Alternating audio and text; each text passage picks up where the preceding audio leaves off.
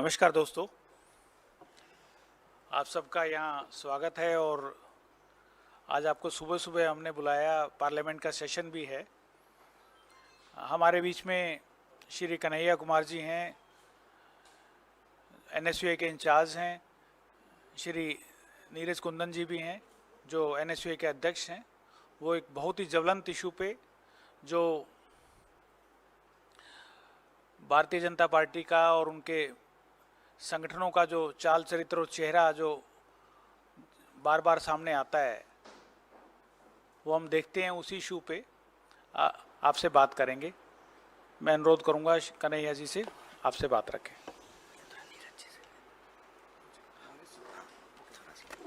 पहले नीरज जी अपनी बात रखेंगे, फिर कन्हैया जी रखेंगे।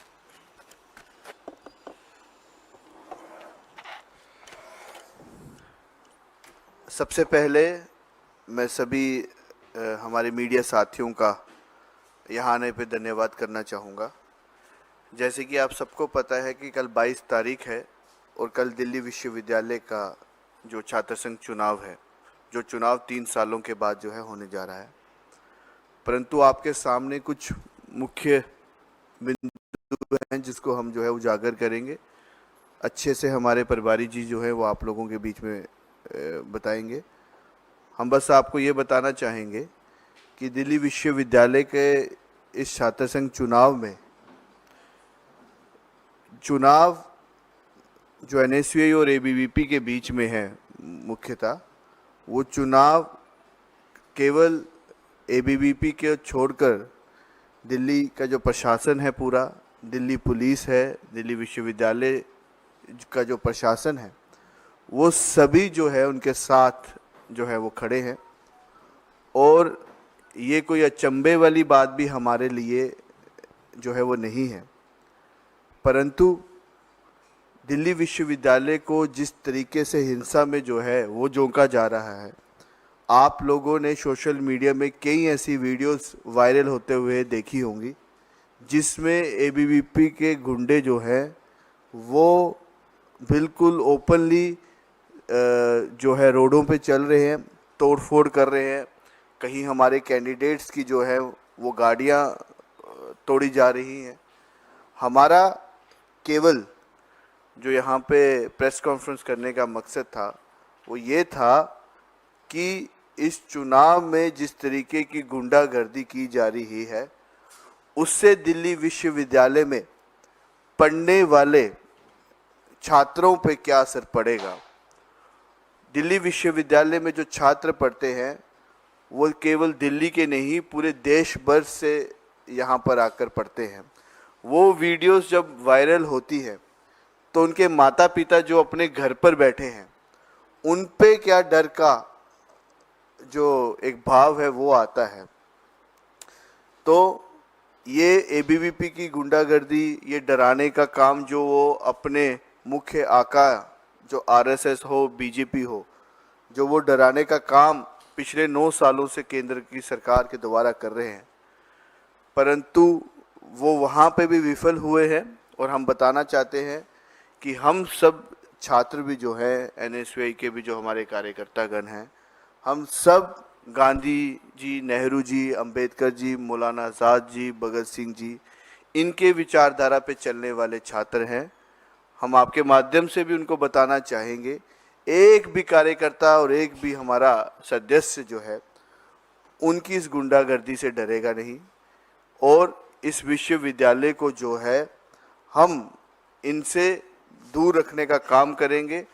हमें पूरा यकीन है कल 22 तारीख का जो चुनाव है उसमें एनएसयूआई जो है चारों पदों पर जो है जीत कर आएगी। और ना केवल एबीवीपी को, दिल्ली यूनियन टेरिटरी का जो प्रशासन है, दिल्ली पुलिस है, इन सब को हराने का काम जो है हम करेंगे। मैं मुख्य तौर पर हमारे एआईसीसी इंचार्ज, हमारे प्रभारी कन्हैया कुमार जी का अनुरोध करूंगा कि वो संक्षेप में जो है आपको इसके ऊपर जो है बात रखेंगे। धन्यवाद।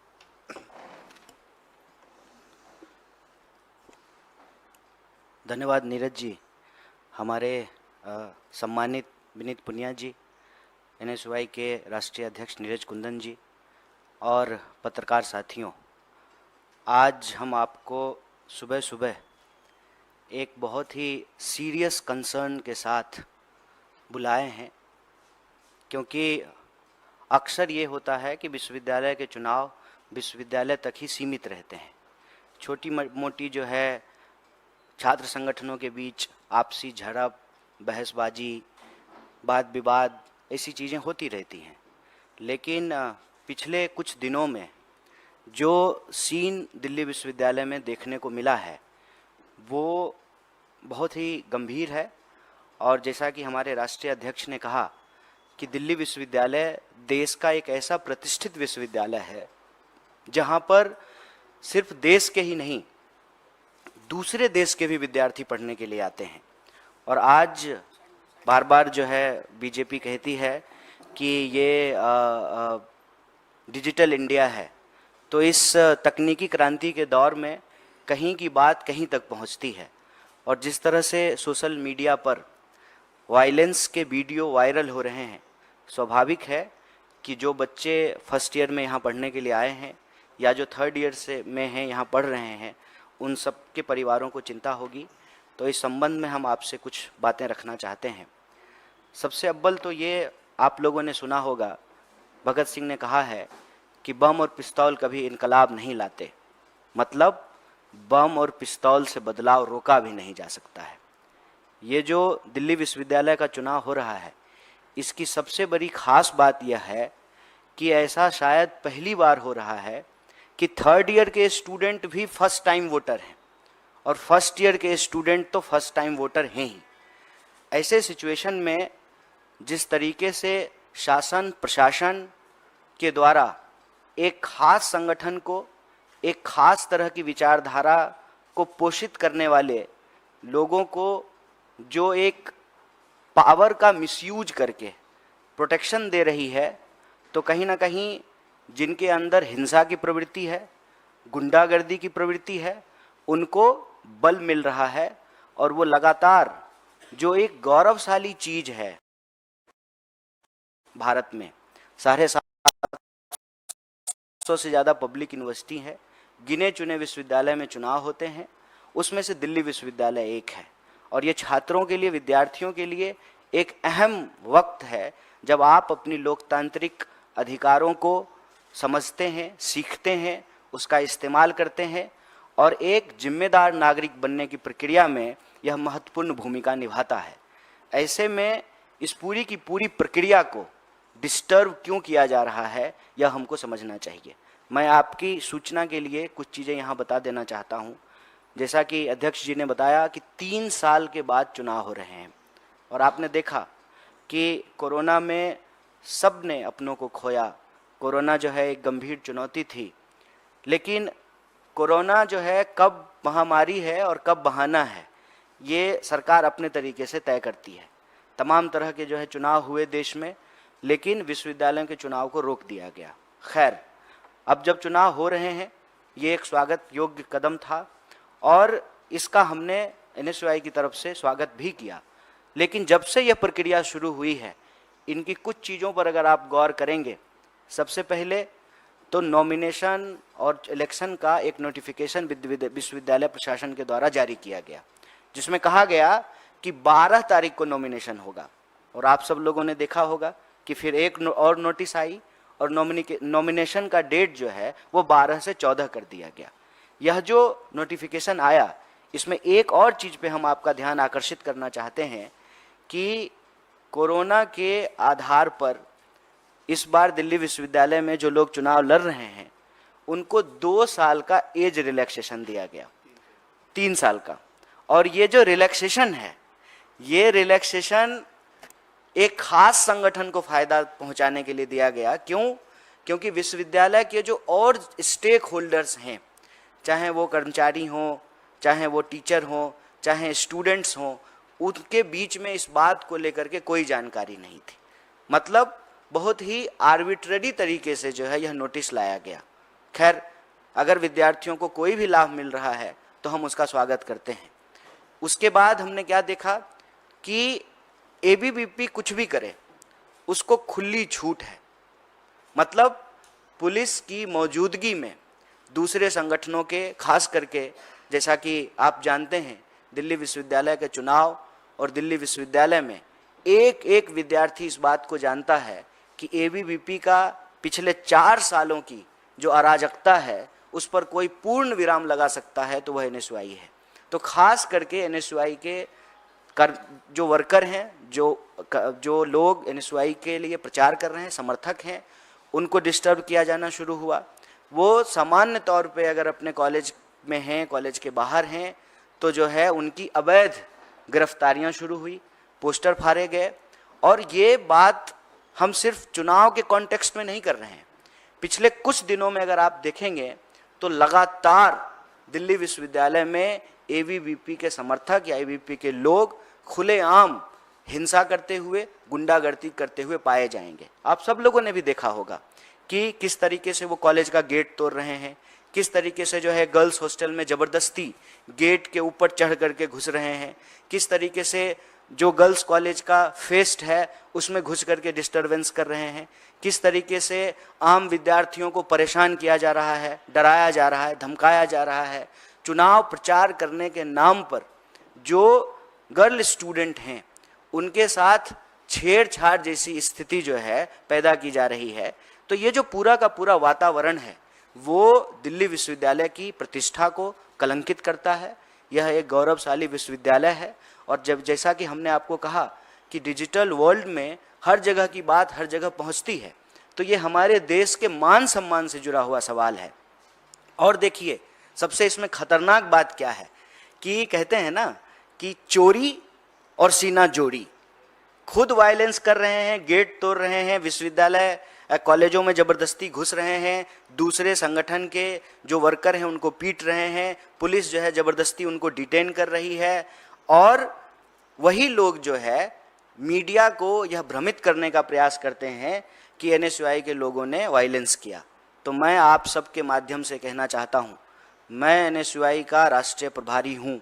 भारतीय राष्ट्रीय कांग्रेस ने यह जिम्मेवारी हमको दी है। आप एक भी व्यक्ति को लेकर के आइए जो एनएसयूआई का वर्कर हो, जिसने कोई भी हिंसा की हो, कोई गड़बड़ी की हो, हम कार्रवाई करेंगे। यह पूरी तरह से झूठ है। और जैसा कि हमने आपको कहा कि हम विश्वविद्यालय के मामले को विश्वविद्यालय तक ही रखना चाहते थे। अनावश्यक तौर पे जो बच्चे यहाँ पढ़ने के लिए आए हैं, उनके माँ बाप जो गाँव में हैं और दूसरे शहरों में हैं, हम उनके मन में भय का वातावरण नहीं पैदा करना चाहते थे। लेकिन यह जो हमारी भलमनसाहत है, इंसानियत है, इसको यह हमारी कमजोरी समझते हैं। तो हम उनको कहते हैं कि हम कमजोर नहीं हैं, आपसे डरते नहीं हैं। हमारे नेता ने कहा है डरो मत, कल भी पार्लियामेंट में कहा है, तो हम डरने वाले नहीं हैं। आपकी गुंडागर्दी का एक एक जवाब जो है दिल्ली विश्वविद्यालय के विद्यार्थी आपको देने वाले हैं 22 तारीख को जो मतदान होने वाला है। और इसमें हम कह रहे हैं कि गुंडागर्दी को गहरी चोट,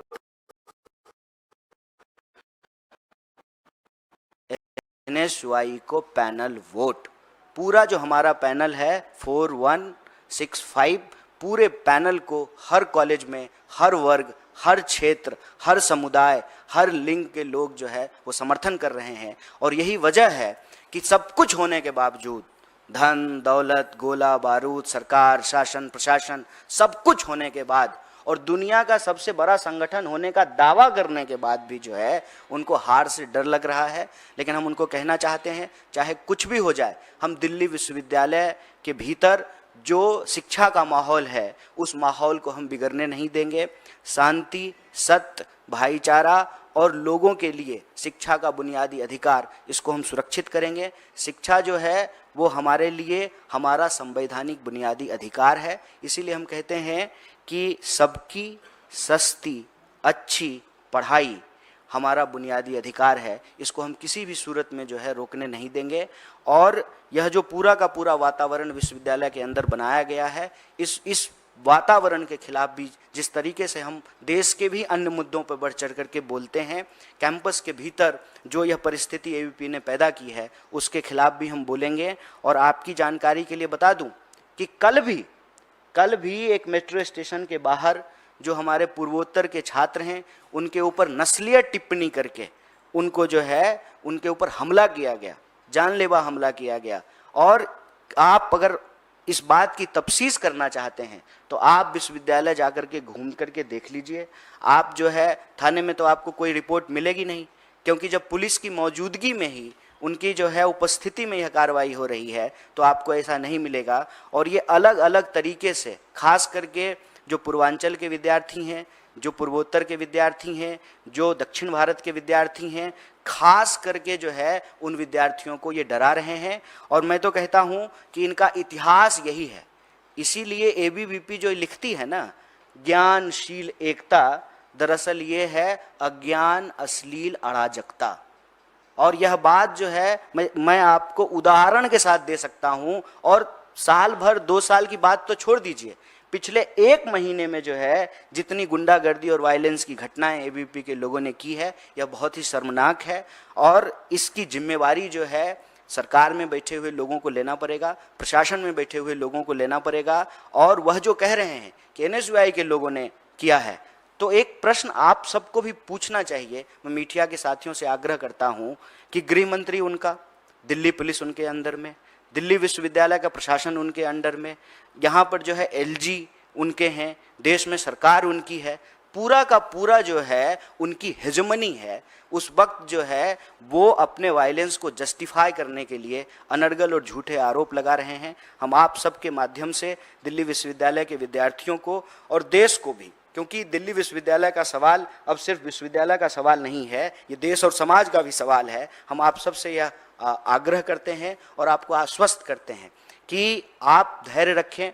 कोई भी परिस्थिति हो जाए, जो हमारा विचार है, जो हमारा एजेंडा है, उससे हम 1 इंच पीछे नहीं हटेंगे। और एजेंडा हमारा ये है कि इस बार, पहली बार मैं आपको ये कहना चाहता हूँ कि दिल्ली विश्वविद्यालय में विमेंस एजेंडा लाया गया है। और उस एजेंडे की सबसे खास बात यह है कि महीने के 2 दिन, कम से कम 2 दिन जो मेंस्ट्रुअल लीव की बात की जा रही है, और इसको लेकर के दिल्ली विश्वविद्यालय की लड़कियों ने जिस तरीके से रिस्पॉन्ड किया है। खास बात यह है कि जब हमारे कैंपेनर कैंपेनिंग कर रहे हैं तो महिला शिक्षिका आकर के कहती हैं कि हमारे लिए तुम लोग क्यों नहीं कर रहे हो। तो जिस तरीके से समर्थन मिल रहा है हमारा स्टूडेंट सेंट्रिक एजेंडा को, जिस तरीके से कॉलेज के भीतर जो एनएसयूआई से जुड़े हुए लोग नहीं हैं, रेगुलर स्टूडेंट हैं, पढ़ने वाले विद्यार्थी हैं, जो क्लास करते हैं, लाइब्रेरी जाते हैं, घर से आते हैं, वापस घर को जाते हैं, वो तमाम विद्यार्थियों का एक व्यापक सपोर्ट मिल रहा है। क्योंकि हमारा जो एजेंडा है उसमें हम राजनीति नहीं खेल रहे हैं। हमारे लिए ये नहीं है कि दिल्ली विश्वविद्यालय का चुनाव जीतें और तुरंत से जो है भाजपा में मंत्री बनने का जो है विकल्प खुला हुआ है। जो सरकार में होते हैं उनके प्रति यह आकर्षण स्वाभाविक है, लेकिन हम तो विपक्ष में बैठे हुए हैं और लगातार इस देश के मुद्दों पर बात कर रहे हैं। और आप हमारे पैनल को भी देखिए, हमारा पैनल साधारण किसान बैकग्राउंड के बच्चे हैं जो स्कॉलरशिप से पढ़ करके दिल्ली विश्वविद्यालय में पढ़ने के लिए आए हैं। और हमारा जो पॉजिटिव एजेंडा है, जो पॉजिटिव वाइब है, उस व्यापक तरीके से विद्यार्थी भी जुड़ रहे हैं और विद्यार्थियों की सेवा करने वाले लोग भी जुड़ रहे हैं। और हमारा जो पैनल है उसमें एक लड़की के पिताजी जो है वो आर्मी में थे, माताजी उनकी जो है किसान हैं, तो वो समझते हैं कि सेवा का क्या मतलब होता है। इसीलिए हमने कहा कि चाहे देश में कोई भी इश्यूज हो, मणिपुर की अगर आप बात करें तब भी ये चुप रहे, महिला पहलवानों की बात करें तब भी ये चुप रहे, विश्वविद्यालय का बजट कट किया गया तब भी ये चुप रहे, हर साल जो डूसू का बजट था उसका क्या हुआ, दिल्ली विश्वविद्यालय ने उस बजट को क्या किया, उस पर भी ये चुप हैं। और जब चुनाव नज़दीक आ गया है, इनको लगता है कि हम हार जाएंगे और सरकार में जो बैठे हुए लोग हैं उनके सामने एबीवीपी के जो नेता हैं उनकी इज्जत जो है वो दाव पे लगी हुई है। तो जो उनका असली कैरेक्टर है ना, कहते हैं ना कि परीक्षा के वक्त लोगों का असली चरित्र बाहर निकल जाता है, तो ये जो ज्ञानशील एकता का दावा करने वाले हैं उनकी अज्ञानता, अश्लीलता और अराजकता सामने आ गई है। क्यों? क्योंकि उनके सामने एक डेमोक्रेटिक पैनल है, जो पैनल इस बात को सुनिश्चित करने की कोशिश कर रहा है कि चुनाव का परिणाम चाहे जो भी हो, हम विद्यार्थियों के लिए जैसे सतत लड़ते रहे हैं हम आगे भी लड़ते रहेंगे। और आप लोगों के नोटिस के लिए बताना चाहता हूँ, जब पहलवान आंदोलन हो रहा था ठीक उसके बगल में जो नॉर्थ ईस्ट के स्टूडेंट थे वो बगल में बैठे हुए थे और उनके ऊपर किसी का ध्यान नहीं जा रहा था। लेकिन विद्यार्थी लगातार इस देश में होने वाले किसी अन्याय को लेकर के जितनी उनकी क्षमता है वो आवाज को उठाते हैं। वो कहानी आप सब लोगों ने सुना है कि एक कोयल जो है अपने चोंच में पानी लेकर के आग बुझाने की कोशिश कर रही है, किसी का ध्यान आकर्षित नहीं हुआ। और उस किसान आंदोलन में जो हमारा पैनल के कैंडिडेट हैं वो बढ़ चढ़कर हिस्सा लेते थे, पहलवान आंदोलन में बढ़ चढ़कर के हिस्सा लेते थे, और उन्होंने ये देखा कि मणिपुर के लोगों के साथ किस तरह से अत्याचार होता है। फिर NSY ने उसको सवाल बनाया, और ये दुखद भी है और आश्चर्यजनक भी कि जब तक वो एक विचलित करने वाला वीडियो नहीं आया तब तक देश और दुनिया का ध्यान मणिपुर पे आकर्षित नहीं हुआ। तो ये सब सवाल उठाने के चलते जानबूझ करके, खास करके जो पूर्वोत्तर का समर्थन, पूर्वांचल का समर्थन मिल रहा है, जो नॉर्थ ईस्ट के स्टूडेंट हैं, उत्तर पूर्व के विद्यार्थी जो उनका समर्थन मिल रहा है, साउथ के जो संगठन है, मैं आपकी जानकारी के लिए बता दूं, जो मैत्रेयी ऑर्गेनाइजेशन है केरला का, उसका जिस तरीके से समर्थन मिल रहा है, तो ABVP कहीं ना कहीं घबराई हुई है। और जो हमारा पॉजिटिव एजेंडा है, मैं बार बार कह रहा हूं, उसको डिरेल करने की कोशिश कर रही है। तो हम बार बार कहते हैं कि वो सब कुछ, तमाम कुछ लगा लें, पूरी ताकत लगा लें। एक तरफ शासन और प्रशासन है, सरकार है, और दूसरी तरफ विद्यार्थी हैं, और विद्यार्थियों का यह प्रथम धर्म है कि वो शिक्षा के बुनियादी अधिकार की रक्षा करें, और सरकार का भी यह कर्तव्य है कि वह शिक्षा देने का काम करे। अगर इसमें कोई बाधा उत्पन्न की जा रही है तो उसके खिलाफ हम मुखरता से लड़ रहे हैं, लड़ेंगे, क्योंकि हमारा यह मानना है कि अगर JNU में 10 रुपए में लोग पढ़ सकते हैं तो उसी पढ़ाई के लिए दिल्ली विश्वविद्यालय में 70,000 रुपया क्यों लिया जा रहा है? शिक्षा जब हमारा बुनियादी अधिकार है तो वह बुनियादी अधिकार हमसे क्यों छीना जा रहा है? जब प्रगति की, विकास के बड़े बड़े प्रचार किए जा रहे हैं तो उस प्रचार में हम विद्यार्थियों का भविष्य कहाँ है? इस देश के नौजवानों का भविष्य कहाँ है? जब सबसे प्रतिष्ठित विश्वविद्यालय में, देश की राजधानी में, जहां पूरा का पूरा शासन प्रशासन बैठा हुआ है, उसके नाक के नीचे दिन दहाड़े विद्यार्थियों के साथ अगर हिंसा हो रही है तो यह बड़ा ही शर्मनाक है। और इसी बात को आप लोगों के संज्ञान में लाने हेतु, और जो लोग आपके माध्यम से, देश के लोग इसको देख रहे हैं, उनके संज्ञान में लाने के लिए यह प्रेस कॉन्फ्रेंस किए हैं।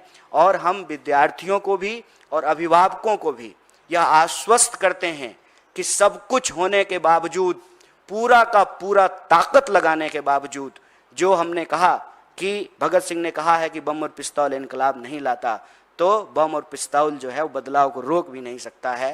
दिल्ली विश्वविद्यालय एक नई करवट ले रहा है और शांतिपूर्ण तरीके से, सौहार्दपूर्ण तरीके से सबकी सुरक्षा को सुनिश्चित करते हुए, चाहे वो महिला हो या पुरुष हो, चाहे वो पूर्वांचल के स्टूडेंट हों या नॉर्थ ईस्ट के स्टूडेंट हों, साउथ के हों, भारत के किसी भी इलाके से आए हुए जो विद्यार्थी हैं, उनको कोई नुकसान नहीं पहुंचने देंगे। और NSY का एक एक कार्यकर्ता आखिरी दम तक विश्वविद्यालय का माहौल ठीक बना करके रखेगा। और हम पूरी ईमानदारी से जिस तरीके से स्टूडेंट्स एजेंडा बनाए हैं, स्टूडेंट्स से फीडबैक लेकर के बनाए हैं, महिलाओं से फीडबैक लेकर के बनाए हैं, इस पॉजिटिव वाइब के साथ, इस पॉजिटिव एजेंडे के साथ हम चुनाव में जाएंगे। और हमको पूरा भरोसा है कि आगामी 22 तारीख को, यानी कल, जो हमारा पैनल है किसानों का, जवानों का और इस देश में संविधान के जो मूल्य हैं उसको रक्षा करने का, यह पैनल जरूर जीतेगा। इसीलिए हमने कहा है कि यह पैनल है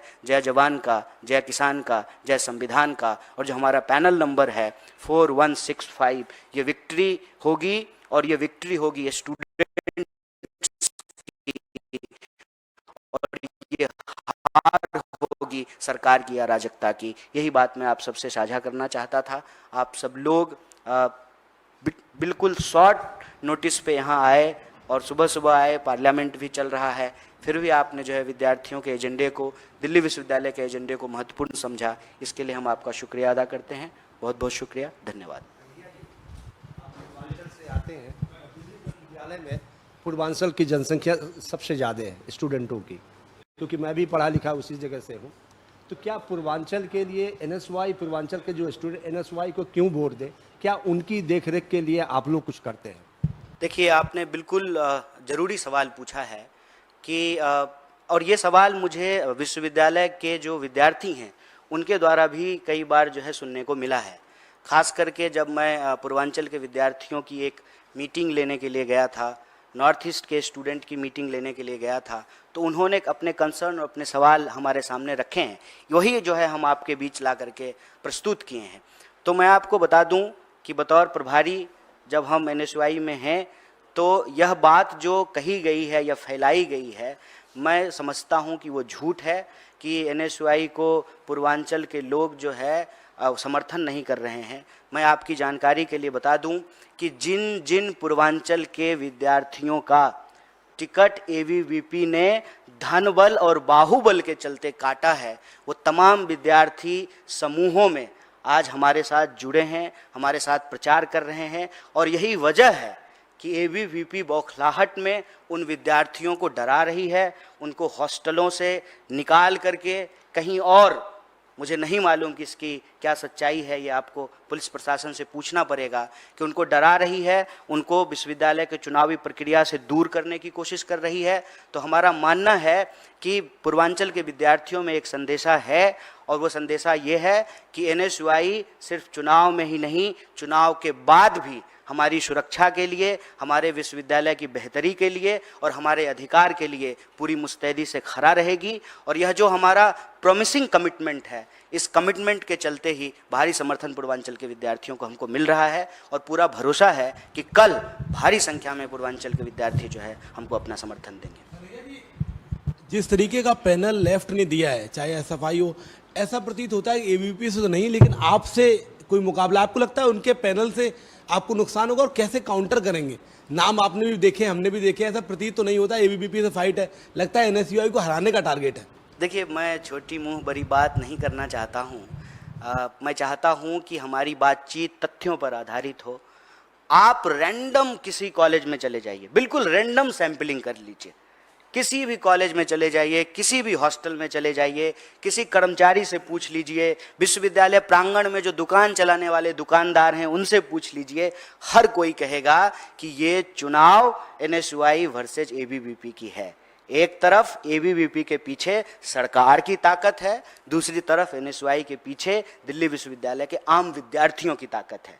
इसमें कोई तीसरी बात है ही नहीं। इसीलिए यह सीधी बात है कि जो ABVP को हराना चाहते हैं वो NSY को अपना विकल्प मानते हैं, और जो ABVP को जिताना चाहते हैं वो ABVP को अपना विकल्प मानते हैं। तो इसमें जो है कहीं कोई लाग लपेट नहीं है, कहीं कोई धरी धोखा नहीं है, सीधी लड़ाई है, और इस सीधी लड़ाई में जो सरकार वर्सेज विद्यार्थी है, जीत विद्यार्थियों की होगी। महिला आरक्षण विधेयक आ रहा है, DU के जो स्टूडेंट होते हैं, यूनियन, आप JNU से पढ़े हैं, बड़े लेवल की राजनीति कर रहे हैं, आपको लगता है कोई इम्पैक्ट मिलेगा ABVP को इसका? क्योंकि ABVP के नेताओं से मैंने बात की, वो कह रहे हैं कि हम इसका प्रचार जोर शोर से कर रहे हैं कि ये जो आप आज ये जीतेंगे, कल आगे जाकर आपको संसद में इस कोटे का फायदा मिलेगा, आप सांसद बनेंगे। देखिए, बड़ा महत्वपूर्ण सवाल आपने पूछ दिया। महिला आरक्षण तो एक बात है, लेकिन महिला प्रतिनिधित्व का जहाँ तक सवाल है, मैं आपको परसाई जी की एक बहुत ही मशहूर व्यंग रचना है, भेड़ और भेड़िया, आग्रह करूंगा कि एक बार उसको देखिएगा। अगर भेड़ जो है, भेड़िए भेड़ों की तरह मुंह में घास दबा दें तो घास नहीं खाने लगते हैं। आप देखिए कि इनका चाल चरित्र क्या है, इनका ट्रैक रिकॉर्ड क्या है, सच्चाई क्या है। एक भी महिला अध्यक्ष नहीं बनी है ABVP की, और हमारी राष्ट्रीय अध्यक्ष भी बनी है। और दिल्ली विश्वविद्यालय में सबसे ज़्यादा लड़कियां अगर किसी के टिकट पे, किसी के द्वारा अवसर दिए जाने पे दिल्ली विश्वविद्यालय का प्रतिनिधित्व की है तो उस संगठन का नाम NSY है। और सिर्फ दिल्ली विश्वविद्यालय में ही नहीं, उनमें से जो लोग राजनीति को अपना सेवा भाव समझ करके आगे पार्टी में योगदान करना चाहते थे, वह सब सक्रिय राजनीति का हिस्सा हैं। मैं नाम लेना शुरू करूंगा तो कुछ नाम छूट जाएंगे, इतने नाम हैं। और दूसरी बात, देखिए, विचारधारा कहीं ना कहीं आपके व्यवहार में आ जाती है। रामचरितमानस में भी लिखा हुआ है ना, जाको रही भावना जैसी प्रभु मूरत देखई तिन तैसी। आनन फानन में ये महिला का समर्थक होने का दावा तो कर रहे हैं, सच्चाई क्या है? सच्चाई ये है कि RSS का कोई भी सरसंघ चालक जो है वो महिला नहीं बनी है।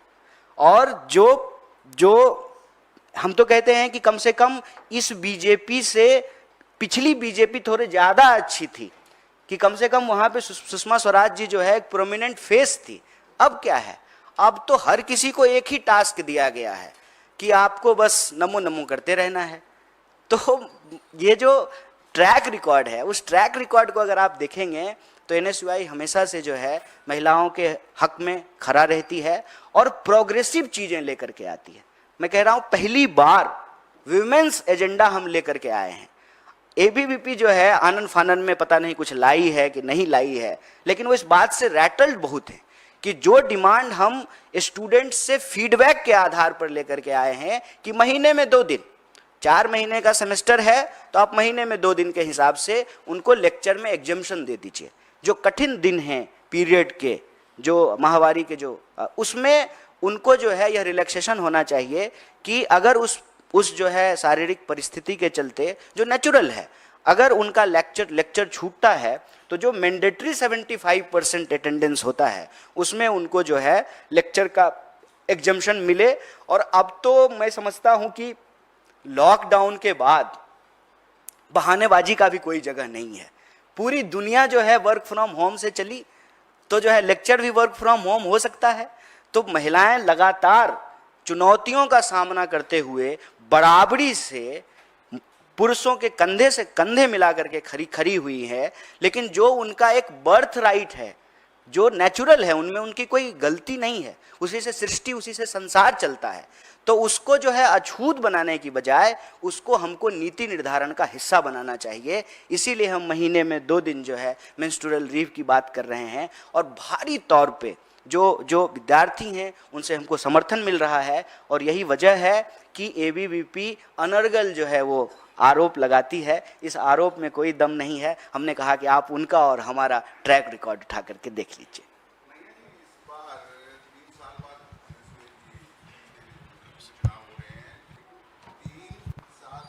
इस बार के चुनाव में देखने को मिल रहा है जिस तरह के विजुअल्स वायरल हो रहे हैं, वायलेंट कुछ ज्यादा है, यहाँ तक कि तमंचे तक लहराते हुए लोग नजर आ रहे हैं, स्टूडेंट्स नजर आ रहे हैं। क्या कारण है, क्या? देखिए, बिल्कुल आपने ठीक बात कहा और यही हमारे आज की प्रेस वार्ता का मुख्य बिंदु भी है। इसी बात को हाईलाइट करने के लिए हम आप सबको आमंत्रित किए, आप आए। एक बार फिर से आपका शुक्रिया। और मैं कहता हूं कि यह जो पूरी की पूरी परिस्थिति है, इसका डिजाइन हमको समझना पड़ेगा। परिस्थिति ये है कि जब शासन और प्रशासन किसी खास संगठन के तथाकथित कार्यकर्ताओं के पीछे खड़ी हो जाएगी, तो जो मनचले टाइप के हैं, जो गुंडे टाइप के हैं, जिनका पढ़ाई लिखाई से कोई वास्ता नहीं है, बस वो नेता को वीडियो दिखा करके अपना नंबर बनाना चाहते हैं कि देखिए जी साहब, हमने जो है एनएसयूआई के कार्यकर्ताओं को पीट दिया है, अब हमको वार्डर का टिकट कंफर्म कर दीजिए। या जो वार्डर वो जिस एमएलए क्षेत्र में है, वहाँ का एमएलए जो है वो बीजेपी के ऊपर बैठे हुए नेताओं को कहेगा कि साहब हमने आज एनएसयूआई के लोगों को पीट दिया है।